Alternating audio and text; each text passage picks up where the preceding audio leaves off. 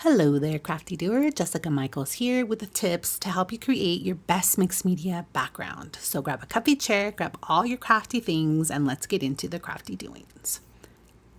So while taking you through my creative process of creating this mixed media card for Dad, I'm going to hit you with all the tips, starting with tip number 1, which is paper, paper, paper, and how important paper is when creating such a background like this one where I'm using tons of liquid. The first thing I do is spray my paper with all of the spray stain colors that I have selected and then spritz it with some water to help all those inks move around and blend. The reason why it's able to do that is because I am using the correct paper. I like to use bristle smooth surface. Sometimes I use vellum surface. I just flip it on the other side where it's smoother because the front side is kind of bumpy, like watercolor paper. You could also use watercolor paper. I know some manufacturers also have their own mixed media cardstock.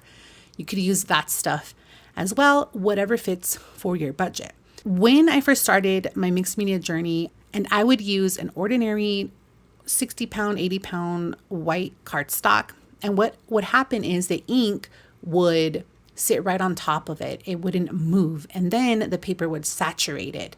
So I was using an excessive amount of product and I wasn't getting the result that I get now that I use the correct paper. So that is tip number 1. Make sure you get the right paper. Back to my creative process. First, spray the spray stains. Second, spritz with water to help the inks move around. Then after that, I dry. Tip number 2, layers, layers, and layers. And in order to get your layers, you need to dry in between the layers. Once I put down that spray stain and then I spritz with water, that's a layer. So I'm going to dry that as close to dry as I can. It doesn't have to be completely dry. And then I start my second layer. When I am done with all the layers that my little mixed media heart desires, then I spritz droplets of water on top of that to get this really cool effect. I like to use both my spray bottle and also a paintbrush because the paintbrush allows me to get smaller droplets of water. And so it just adds a little more interest and depth to my card. Now I'm taking a look at what I have thus far, and I really want some more of that blue, that deep blue to come through. So I'm going to grab Uncharted Mariner. And because I don't want to fully commit, I'm just going to add a little bit on the edges and spritz it with a little bit of water. I'm going to use my paintbrush instead because I feel like I have more control of the ink. I don't even know if I'm going to like it, but so far I love it. And I have decided that I want more of the blue and I'm ready to commit. I'm going to go ahead and spray some Uncharted Mariner here at the edges. And again, use my paintbrush, just saturate it with water to allow me to move that ink around the panel. The next step in my creative process would be to splatter the spray stain on top of its matching color. So here I have Uncharted Mariner and I'm splattering it on top of the areas where Uncharted Mariner is. I'm doing the same thing with the rest of the colors and I'm realizing that I don't like it. And this brings me to tip number 3, which is the 80% rule. I heard this from Tim Holtz once, and I also heard it not too long ago, again, from my creative friend, Tiffany Solorio. And the 80% rule basically means if you 80% like it, leave it alone. Just walk away because chances are if you continue to add to it, you're not going to like it. And that's exactly what happened to me here. In order to fix it, using a little water to help that ink move around and blend in. And really what I didn't like the most is these really dark splotches of color. And so what helps is just adding a little bit more of it with my paintbrush and helping it move around.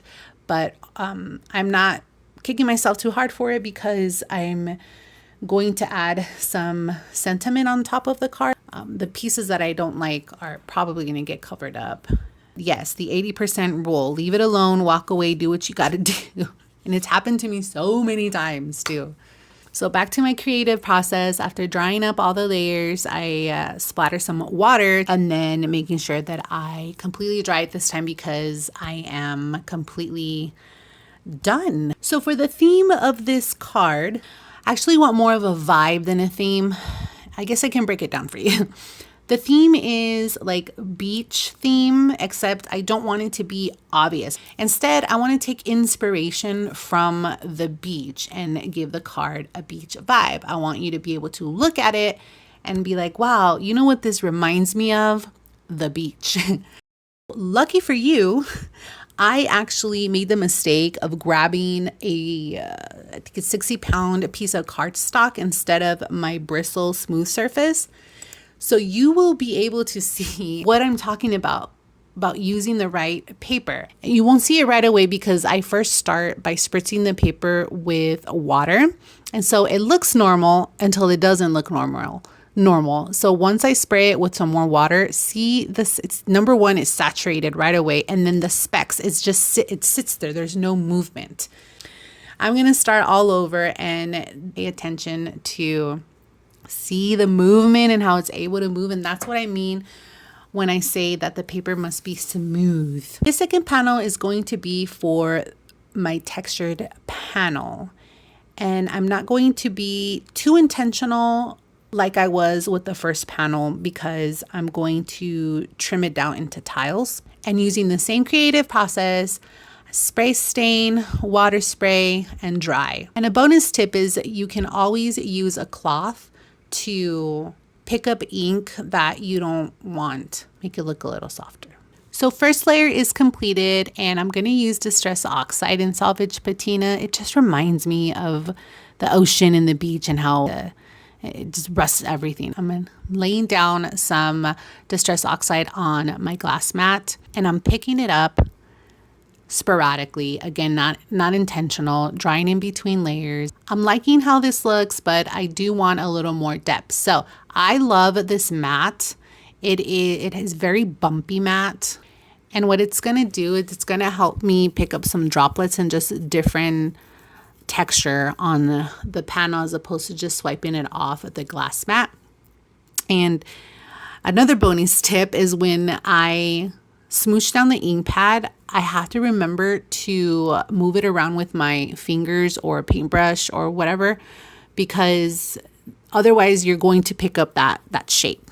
But you see these little droplets? That's exactly what I wanted. I wanted something different and not just like a swipe off the glass mat. So this is looking perfect. The next thing I'm going to do is I'm going to run this panel through my die cut machine and this awesome wood panel Sizzix 3D embossing folder. But before that, I need to spray it with water so that I avoid tearing. I'm going to dry this off because I spritzed it off with water and I want to avoid tearing in that way. I have this crackle paste that I absolutely love playing with, and put it down here on my glass mat and spray it with a little bit of Salvage Patina. Now the idea here is not to completely cover the panel, but just kind of lightly. When it dries, it's going to look crackled. The idea is to lightly spread the paste over this now very textured panel so that when it dries, I get a peeled paint type of look, like a piece of painted wood that has been in the ocean or beach water for a long time. It's a very cool look. I love playing with this with various different colors. Let me grab some Distress Oxide. I'm thinking about this Mermaid Lagoon just because of the name and my theme. But I think once I see it close to the panel, what I got going on, I hate it. So it's okay though, because it gave me the idea to just grab the Salvage Patina and Distress Oxide pad and use that instead. And all I really have to do is just pick it up with my panel before the crackle paste dries to avoid the crackle paste coming off of my panel. So let me dry this up really quickly. And there I have it. I love it. And look at them together. I'm excited. I'm going to use Uncharted Mariner to add some ink to this cardstock that I'm going to use to die cut the letters I'm going to use for the front of my card. And if you don't mind, I'm going to go ahead and speed up the process just because there's really nothing much to die cutting.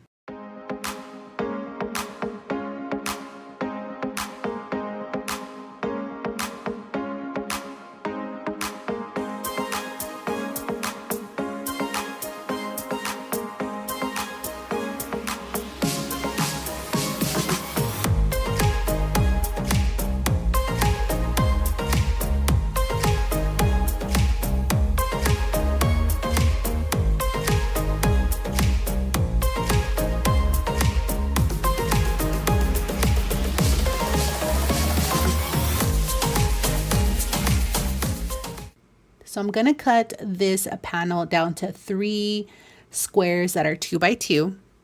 And I'm going to start focusing on these pieces, making sure that I am going to adhere them in the way that I cut them. So it looks kind of like a puzzle. I have a really cool video if you haven't checked it out already. It's a video on how to use your scraps for card making and making those scraps look cohesive, and the cards are absolutely gorgeous. I'll link them down below. So for a little playful texture, I'm going to use this mummy cloth, and the way I'm going to adhere it is by giving them a little bit of a twist and then gluing them down. The reason for that is so that they just don't lie completely flat and there's more movement to it. Next, I'm going to adhere my letters. Then to give it another little extra detail, I'm going to distress the edges. I want to see how these textured tiles look on top of my mixed media background. And there's definitely something missing. But first, I'm going to go ahead and adhere my background to my base using Distress Glaze for 2 reasons. One, to seal the ink. That way, when I splatter it with white paint, the white paint is not going to absorb the color. It would stay true white. And also it gives it a bit of a sheen and it makes it just kind of pop. This is an awesome tip that has stuck with me from my crafty friend, Tiffany Solorio. I try not to rush this process because if the card doesn't get completely buffed out with the glaze, then some of the white splatters will absorb the color and it makes me so mad. Okay, so to recap the steps that I take to ensure a successful inky background. Number 1, paper, paper, paper. Number 2, layers, layers, layers. Number 3, stick to the 80% rule. Number 4, don't be afraid to lift the ink that you don't like. And number 5, for those of you who like to add a little splatter at the end, Distress Micro Glaze. Some of the white paint is still a little bit wet. I'm just going to throw my cloth on top of it to press the panel down to my base and make sure that that's adhered completely. And now it's time to get my textured tiles and add that extra little thing that is missing, which is that Uncharted Mariner. I went with the oxide pad because that's what I used to die cut the letters, but quickly realized that it's not as deep as I want it to be. So spray stain it is, and all I have to do is dilute it just a tiny bit with the water. I know there are a few alternatives to this gloss spray that I use. I would love to know what you use, or if you are familiar with any ones, or if you have any recommendations in the comments below. So a little bit of the spray stain in Uncharted Mariner and added to the edges of the tiles, I think really helps it pull together. So once I am done doing that, I'm going to go ahead and use some foam tape to adhere the textured tiles. In the meantime, can you let me know whether you've heard of any of these tips before? If you have you applied them and has it made a big difference in your inky backgrounds? If you haven't heard of any of these tips, or at least one, try it and come back and let me know if it makes a difference. Also, is there a tip that you would like me to elaborate a little bit more on? Let me know in the comments section. I would be happy to explore that tip a little bit more for you. If you learned anything or if you liked this video at all, please give it a thumbs up. And if you haven't subscribed, please subscribe so you can get more content like this. Until the next crafty doings.